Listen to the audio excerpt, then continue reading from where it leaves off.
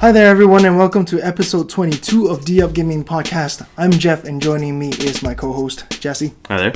What are you playing this week? This week, still more of Mass Effect Andromeda. I'm getting deeper into the game now. I think I've recruited everybody that's possibly to recruit. Okay. And I'm still exploring worlds, and there seems to be a threat now. There seems to be a villain now, and we're in pursuit of getting them, I guess. That's all I'll say so far, because I don't really want to spoil anything. Okay. Let's get into it. A few weeks ago, Yes. a 17-year-old fan of PT announced that he's doing a remake in the Unreal Engine, and he started back in January of 2018. Right. In early July, version 0.9.2 of PT for PC was released. And it didn't take long for Konami to say, take this down. Yeah. Bear with me on this. I did say this is a feel-good story. Okay. The social media manager at Konami, of course, reached out to the fan. Yes. His name is Kim Sar, I believe his username. Said that the team at Konami actually enjoyed his work and that they're sending him some Konami merchandise. But because of the legal responsibilities, they have to ask him to take it down. Take it out. Right. And this is where the feel-good part is. Apparently, they were in the talks of a potential internship with Konami. What do you think about that? I mean, it's good to see something come out of that. Yeah. After, I'm assuming you put a lot of hard work into this. 6-7 months of work. Of work for it to at least not end up completely nothing for it, nothing showing for it. I mean, yeah, it's typical fare for anything like that. Really, that they'd probably shut it down. I would say for a game like that, though, does he have to necessarily call it PT? You just say spiritual successor to PT, and does that cover him? Because what's in there are the actual figures or characters that look like something from Silent Hill. Because do we even know that PT is directly for Silent Hill? Yes, I believe so. At it the was. end Okay. of when you finish the demo, it does give you a trailer for Silent Hills. Right, so it was in that demo. The idea for a lot of these users, because this is not the first person who's tried to do this, Right. is that because of the cancellation of Silent Hills, because of the departure of Hideo Kojima, Right. PT has been taken down from the PlayStation 4 PlayStation Store. Right. And there's no other way to experience that. So these people are actually trying to just recreate it so that it's not lost forever. Yeah, because it was a good Right. demo. So yeah, I do agree. Maybe he could have just done a spiritual successor, but where they're coming from is a little bit different. It's more about capturing, recapturing that, Right. and letting people experience it. Right? I know with there was that Metroid 2 remake, AM2, which I could definitely see because you're using Samus, you're using Metroid, you're using these characters and assets that are definitely, you can't say, oh, this just happens to look something like that. Which I feel, with PT, and in fact it's ghosts and spirits and things like that. That I guess you can make a case, unless he's using those nurses or the triangle shaped head. I feel things like that would be harder to. Did he have to use things that looked like? But I guess if he's doing a remake, kind of scene for scene type of thing, then fair enough. It would make sense. But yeah, it is great that he got a chance to be an intern and because they sort of do this sometimes with hackers. Yeah. They end up getting jobs for security companies because they're able so to good at their bust job. their system. Yeah, they're so good. Yeah, so I guess it's kind of similar thing. That's good to hear. This person did go on to say that he wishes to finish this project privately, just to show his dad. I'm wondering with this though, could this be a slippery slope going forward? Yeah. Because someone who just want a job at Capcom or whatever decides to recreate Street Fighter 2. Yeah. Yeah. And then go put me on the team, or or what? Those just cease and desist, right? Yeah. Capcom. You don't have to hire this guy. Yeah. But I could see people trying to do this, this happening more if it possibly leads it to a job. It's kind of an interview process. Right. A portfolio. Is it a good thing that these guys are just rebuilding these remakes just to try to get a job in try to get their foot in the door per se, or should they just be working on their own stuff? You want to have like a kind of idea in your head of a finished product, and that idea in your head of a finished product, of an actual finished product, is probably a better thing to go from than like building something from scratch, because it's probably easier to show your skills that way, right? Too, with a familiar product. Yeah, to know like this is what it was supposed to look like, or this is what this thing is supposed to act. Yeah, better than, oh, I just made something and it does all these weird glitchy things, but no, that's not a glitch. That was by hand. Yeah, sure. Along with the 20,000 indies out there that comes out every day. Yeah, that's true. That too.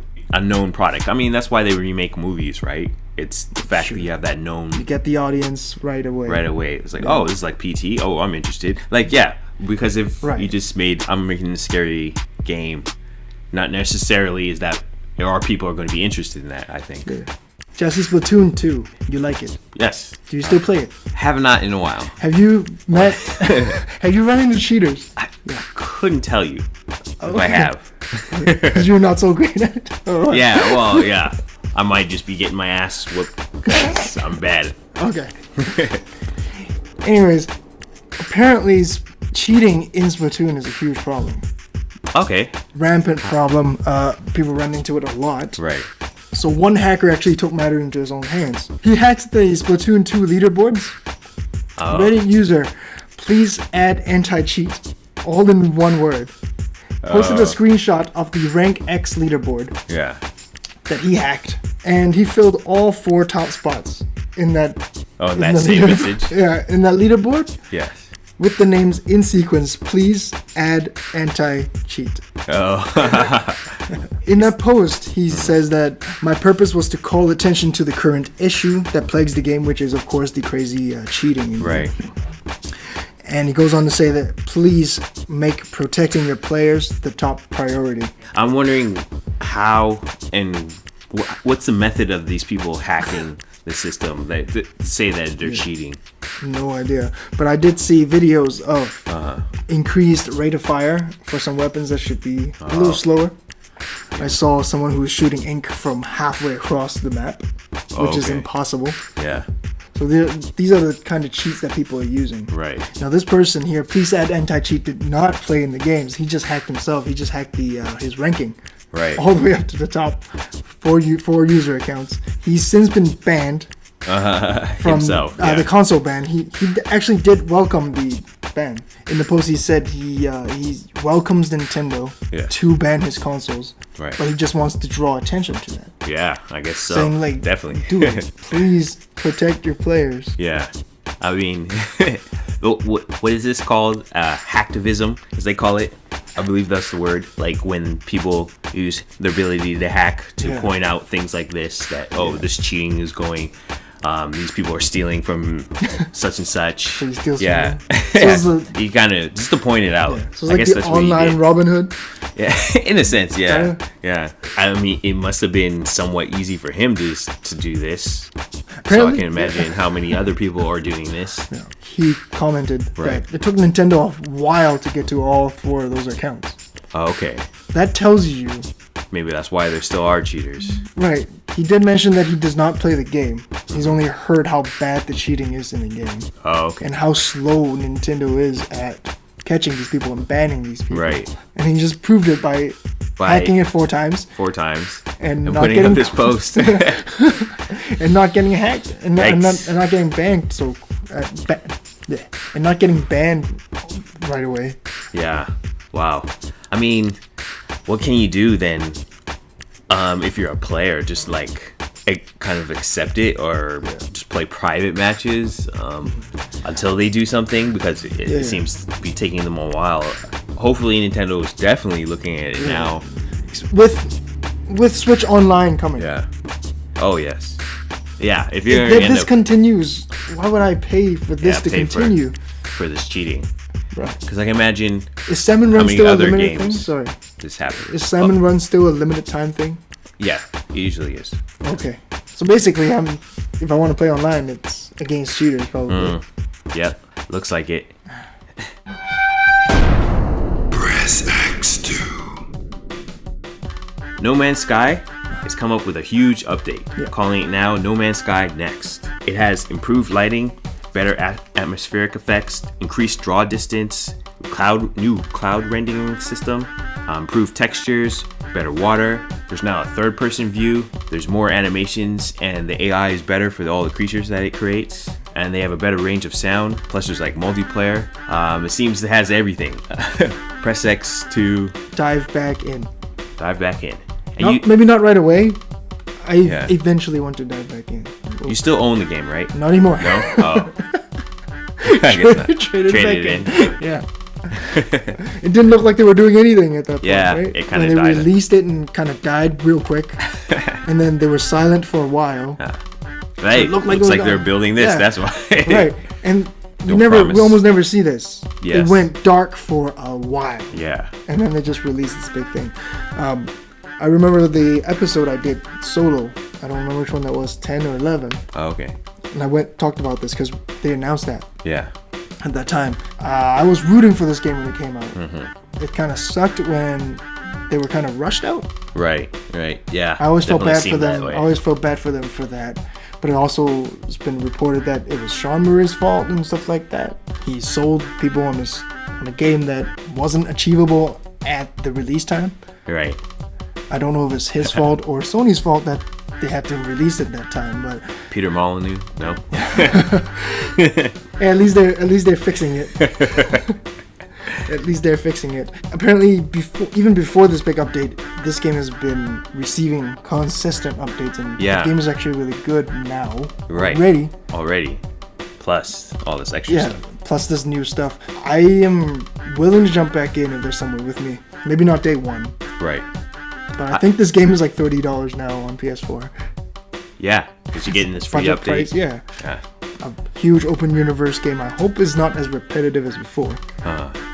But yeah, I'm excited. Yeah, I would love to see it get maybe some love on Switch. I'm sorry, Twitch. Yeah, on Twitch. There's gotta be maybe even on Switch. Or like somebody streaming it just so it gets more attention again. I would like to see that. But this game was such No Man's Sky and Sean Murray right now is so easy to hate right now. And it's so cool to hate it. At least a year or two ago, it was. It's just so cool. You're cool for hating it. Now let's see if things change. Bandai Namco's action RPG Code Vein has been delayed into 2019. Okay. Originally slated for September 2018, they said they want to further refine its gameplay in an effort to exceed the expectations fans already have of the title. Press X2.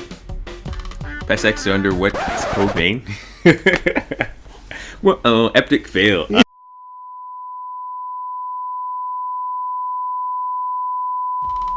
Microsoft on July 19th, their gaming division, stated that they made $10 billion in revenue for the past year.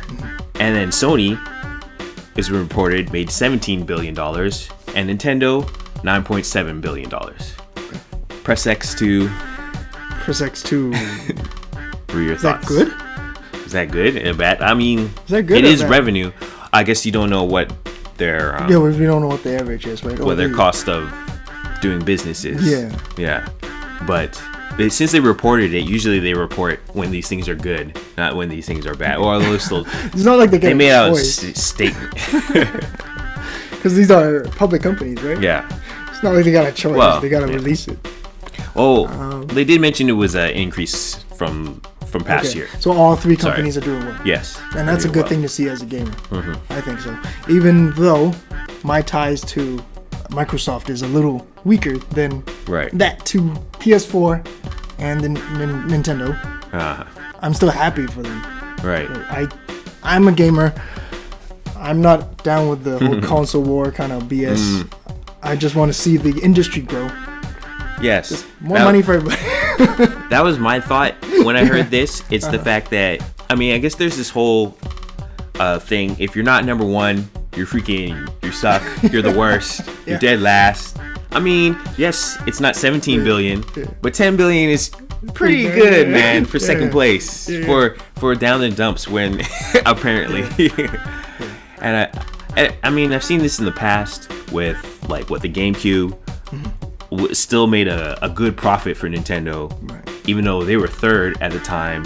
They've been third for a while. Yeah, they've been third for a while, except for the Wii. Except for the Wii, they came in number one again. But it's this whole thing that like I always feel like, oh, if you're not number one, if you're not the top dog, what are you doing? And I also thought when I saw this report is when you hear about this hubris that seems like, oh, we're number one, we can do no wrong, and if we do wrong, we end up failing. Like, I mean, are you really taking a hit at this point? Again, $7 billion is nothing to scratch over, but like, oh, I'm second place now because I kind of messed up or wasn't taking my number one spot so seriously that I'm relegated to number two, and now I'm still making $10 billion. That's the way I just thought it. This whole I think we got to look at it from the standpoint of a billionaire or a millionaire. Right. If you're not top, you're not at the top, then you kind of did fail. You kind of did fail. Yeah. From our standpoint, it's like they still are a business, and you still want to be number one. Right? Yeah, and you still these are your competitors. Yeah. You want to do better than them, but even though you're making money, you still know that in this market. Even for Microsoft and Nintendo, they're like, there's $7 billion out there that we're not making. Yes. So as a business, you got to think about that. You got to think about that. But I just think it's good for all three to be making great money out there. And that's great for gamers, like I said. Yeah, more money, not so much more profit.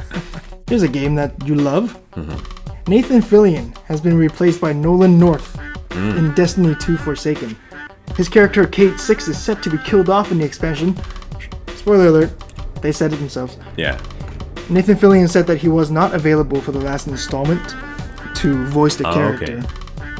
But he did mention that he's happy that the character went to someone he absolutely loves, and he knows that the fans love, who is Nolan North. Who doesn't know that? Right. So he says the character's in good hands. Your thoughts? Press X2. Press X2. I guess he's taking every voiceover now, because didn't he take over Peter Dinklage voice for the Ghost? So now he's doing two voices. Now he's doing two voices. I don't think that's very uncommon then. Yeah, for him, that's true. Even for especially for him. Especially for him. For do multiple voices in a particular game. I mean, it's kind of funny because isn't Nathan Fillion kind of playing Drake in a sense? From the Uncharted series. In like that live action movie, and then he does the voice. So I guess there's a connection there. They probably know each other in some fashion. Yeah, like you said.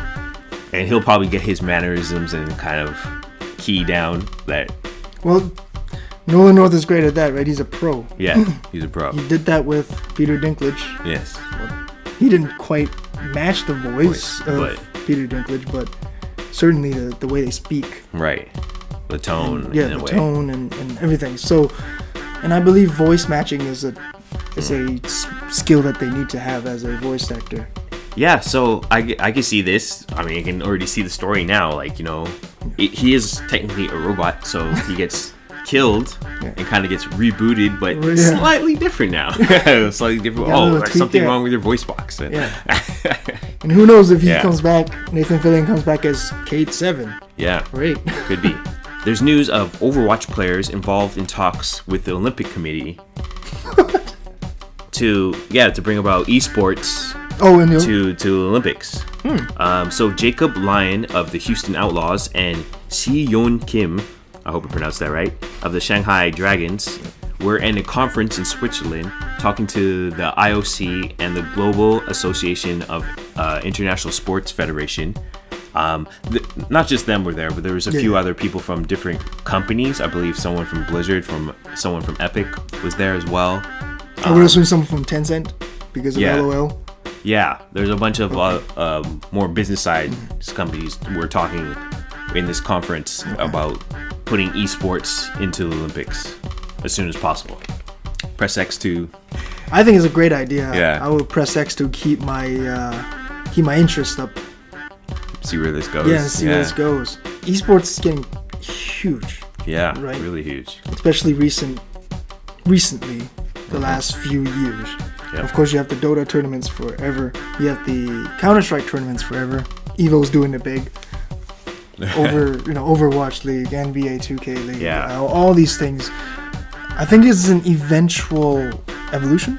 Yeah, I mean they're showing up on ESPN and ABC. I think is supposed to be showing Overwatch finals. Right, and the way these guys train, they aren't unlike traditional athletes. Right. Other than the fact that they're not running and screaming, or they are still in there honing their craft 8 hours a day, 10 hours a day, competing at the highest level. I think it's gonna be cool. Yeah. I just don't know the viewership of. I guess it's gonna be. I mean, it's an Olympic event. How many? There's I'm thinking like here. Some events that really don't get as much. I'm thinking like you're a pole vaulter. Yeah. And the guy next to you in the ceremony is like this chubby guy playing Overwatch. I wonder how this person would feel. He's probably like 14, top of the line athlete. Hey, I love esports. I love these Imagine games. him in the Olympic Village. Yeah. With all these other That'd guys. So fun. Imagine a dream team dining with whoever's playing in the I mean, League of Legends. Yeah. Right. Gonna give you a bit of a deja vu here. Okay. I'm gonna talk about a series that you love. Nolan North was replaced by Nathan Fillion in a short Uncharted fan film. This 15-minute live short was directed by Alan Ungar, who is a super fan. Yeah. We see Nathan Drake, played by Nathan Fillion, getting interrogated, getting beaten up. He's beating up people, he's shooting at people. And we also see some slow-mo, some slow-mo, some Sully, some Elena, and him cracking codes, which is probably my favorite parts of all of those cutscenes. Press X2. Press X2. Awesome proof of concept. Kind of sad that it probably won't go anywhere past this. In that sense, I don't know if you saw that like gritty reboot of the Power Rangers. That was like a short clip. No, you never saw that? Oh, okay. Never mind then. Well, there was this gritty reboot of the Power Rangers back in the day, which kind of what kickstarted the recent movie coming back, because there was a lot of fans wanting, oh wow, this is interesting, a live action, thing. So this might help with the new Uncharted movies that's been in development for forever. That might get it started. That's what I want to talk about. Sony has plans for Tom Holland to play the younger Nathan Drake.